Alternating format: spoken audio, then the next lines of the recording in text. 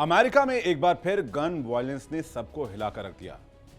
Utah valley university में एक public event के दौरान राइट विंग लीडर और टर्निंग पॉइंट यूएसए के संस्थापक चार्ली किर्क की गोली मारकर हत्या कर दी गई। 31 साल के किर्क राष्ट्रपति डोनाल्ड ट्रंप के राइट हैंड बताए जाते हैं और 2024 के राष्ट्रपति चुनाव में उन्होंने ट्रंप के लिए बहुत इंपॉर्टेंट रोल अदा की थी। उनकी हत्या को ट्रंप और उनके समर्थकों के लिए एक बड़ा झटका माना जा रहा है। इसी के साथ अमेरिका में एक बार फिर गन कल्चर सवालों में है। तो क्या है मर्डर की इनसाइड स्टोरी? नमस्कार, आप देख रहे हैं बात साफ है। मैं हूं आपके साथ विवेक शांडिल्य। यूटा वैली यूनिवर्सिटी में टर्निंग पॉइंट यूएसए के अमेरिकन कमबैक टूर के तहत किर्क एक प्रूव मी रॉन्ग डिबेट में हिस्सा ले रहे थे। इस दौरान वो स्टूडेंट के सवालों के जवाब दे रहे थे। एक सवाल मास शूटिंग और ट्रांसजेंडर के बारे में भी था। किर्क ने जवाब दिया बहुत ज्यादा। जैसे वो अगले सवाल का जवाब देने वाले थे, एक गोली उनके गर्दन में आके लगी। चश्मदीदों की माने तो गोली चलने के बाद अफरा तफरी मच गई। किर्क के गर्दन से खून का फव्वारा फूट पड़ा और वो कुर्सी से नीचे गिर पड़े। किर्क को तुरंत एक प्राइवेट गाड़ी में अस्पताल ले जाया गया, लेकिन अस्पताल पहुंचने से पहले ही उन्हें डेड डिक्लेयर कर दिया गया।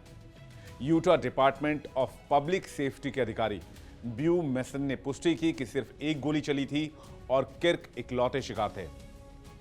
यूनिवर्सिटी को तुरंत खाली करवाया गया और क्लासेस अनिश्चित काल के लिए रद्द कर दी गई हैं।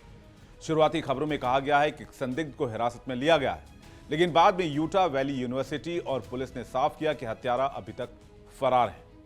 यूटा के गवर्नर स्पेंसर कॉक्स ने इसे राजनीतिक हत्या करार दिया है और कहा कि हिंसा का हमारे सार्वजनिक जीवन में कोई स्थान नहीं है। दोषियों को पूरी तरह जवाबदेह ठहराया जाएगा। स्वॉट की टीमें और एफबीआई अभी भी हमलावर की तलाश कर रही हैं। कुछ खबरों के मुताबिक गोली दूर से, शायद किसी इमारत की छत से स्नाइपर के जरिए चलाई गई थी। 2024 में टर्निंग पॉइंट यूएसए की पॉलिटिकल विंग ने ट्रंप के लिए get out the vote campaign चलाया, जिसने उन कंजर्वेटिव वोटर्स को लामबंद किया जो आमतौर पर वोट ही नहीं करते थे। ट्रंप ने किर्क को युवाओं का दिल जीतने वाला और एक महान और लीजेंडरी व्यक्ति बताया है। उनकी मौत पर ट्रंप ने अपने ट्रूथ सोशल प्लेटफॉर्म पर लिखा, चार्ली किर्क महान थे। अमेरिका के युवाओं की नब्ज को उनसे बेहतर कोई नहीं समझता था। उनकी खूबसूरत पत्नी एरिका और परिवार के लिए मेरी और मिलीनिया की संवेदनाएं हैं। चार्ली, हम तुम्हें बहुत प्यार करते हैं। चार्ली किर्क का पॉडकास्ट और रेडियो शो कंजर्वेटिव विचारधारा को बढ़ावा देने के लिए एक बड़ा जरिया था। जॉर्जिया में ट्रंप के साथ एक रैली में किर्क ने डेमोक्रेट्स को ईश्वर से नफरत करने वाला करार दिया और ट्रंप बनाम कमला हैरिस की लड़ाई को आध्यात्मिक जंग बताया था। उनकी इस तरह की बयानबाजी युवा कंजर्वेटिव्स में जोश भर देती थी। चार्ली किर्क की हत्या ट्रंप और उनके समर्थकों के लिए न सिर्फ एक निजी नुकसान है, बल्कि उनकी कैंपेन रणनीति के लिए एक बड़ा धक्का है। किर्क का जाना कंजर्वेटिव मूवमेंट, खासकर युवाओं के बीच एक बड़ा खालीपन छोड़ गया है। तो क्या किर्क की मौत के लिए अमेरिका का गन कल्चर जिम्मेदार है या किर्क की हत्या एक पॉलिटिकल वायलेंस है? अमेरिका में हथियार रखने के अधिकार, सेकेंड अमेंडमेंट पर हमेशा बड़ी बहस होती रही है। ट्रंप समर्थक और टर्निंग पॉइंट यूएसए के संस्थापक चार्ली किर्क इसी बहस के जाने माने चेहरों में से एक थे। उन्होंने कई बार खुलकर कहा था कि हथियार रखने की आजादी बचाने के लिए हर साल कुछ गन डेथ्स होना एक कीमत है जो चुकाई जा सकती है। बुधवार को जब ओरेम यूटा वैली यूनिवर्सिटी में मंच से वो ठीक यही मुद्दा उठा रहे थे, तभी गोली चली और उनकी जान चली गई। हमले के ठीक पहले मंच पर किर्क ने सवाल दोहराया, क्या इसमें गैंग वायलेंस को भी गिनना है या नहीं? और इसी के बीच गोली चल गई। भीड़ सन्न रह गई। सुरक्षा कर्मियों ने उन्हें अस्पताल पहुंचाया, लेकिन उन्हें बचाया नहीं जा सका। साल 2023 में टेनेसी के नैशविल स्थित क्रिश्चियन कॉन्वेंट स्कूल शूटिंग के बाद चार्ली किर्क ने कहा था, हथियारबंद नागरिकों के रहते गन डेथ्स को शून्य तक ले जाना असंभव है। लेकिन यह सौदा ठीक है, क्योंकि दूसरे अधिकारों की सुरक्षा के लिए हथियार रखने की आजादी सबसे जरूरी है। दुर्भाग्य से कुछ मौतें इस आजादी की कीमत हैं। उन्होंने यह भी कहा था कि गन वायलेंस को कम किया जा सकता है, जैसे स्कूलों के बाहर हथियारबंद गार्ड लगाकर और परिवारों में पिता की मौजूदगी बढ़ाकर।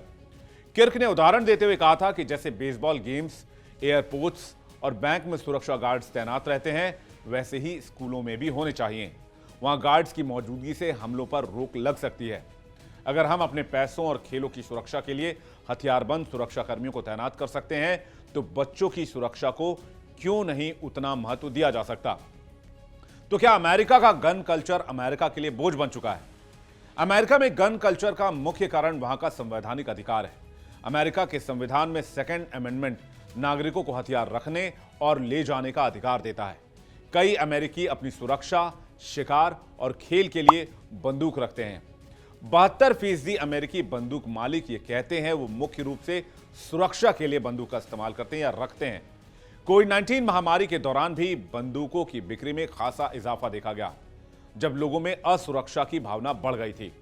अमेरिका में हर साल बिकने वाली बंदूकों की संख्या में लगातार बदलाव देखे जाते रहे हैं, जो कई कारणों पर निर्भर करते हैं, जैसे कि राजनीतिक माहौल, सामाजिक घटनाएं और चुनाव। एक रिपोर्ट के मुताबिक 2024 में अमेरिका में लगभग 16.17 मिलियन यानी कि 1,61,00,000 बंदूकों की बिक्री हुई। हालांकि पिछले साल यानी कि 2023 की तुलना में यह 3% की कमी को दर्शाता है। 2020 में कोविड-19 महामारी के दौरान सामाजिक अशांति और राष्ट्रपति चुनाव के कारण बंदूकों की बिक्री में रिकॉर्ड उछाल देखा गया। उस साल अनुमानित 21.8 मिलियन यानी कि 2,18,00,000 से ज्यादा बंदूकें बेची गईं। जब भी चुनाव होते हैं या बंदूक नियंत्रण को लेकर कोई कानून बनने की चर्चा होती है, इस पर बहस होती है, तो बंदूकें खरीदने वाले लोग अक्सर ये सोचकर ज्यादा बंदूकें खरीद लेते हैं कि कहीं भविष्य में खरीद पर प्रतिबंध न लग जाए।